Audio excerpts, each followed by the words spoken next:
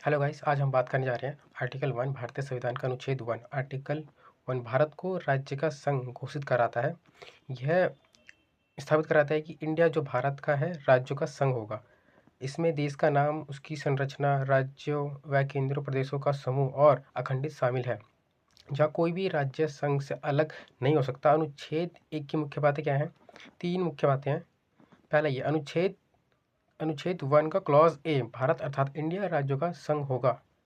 अनुच्छेद 1 क्लॉज 2, राज्यों और उनके राज्य क्षेत्रों वे होंगे जो पहले से अनुसूचित में शामिल है।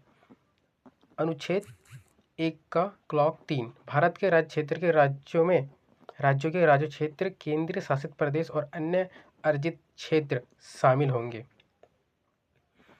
और अगर मैं इसका जीता जागता उदाहरण दूँ तो एक केस हुआ था 1960 में, बेरूबारी यूनियन, उसका मामला आया था। तो इसके संदर्भ में ये चीज़ कहा गया था कि इस मामले में प्रश्न उठा था कि क्या संसद अनुच्छेद 1 और 3 का उपयोग करके भारतीय क्षेत्र का कोई हिस्सा किसी अन्य देश को, मतलब पाकिस्तान को, सौंप सकती है।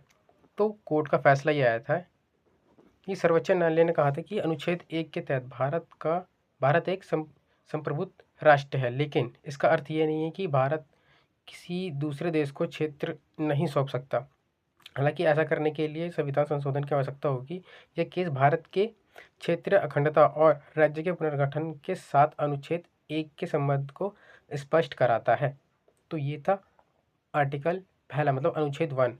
और इसी तरह आर्टिकल 1, 2, 3 आगे लाता रहूँगा। तब तक चलिए, तब तक के लिए बाय।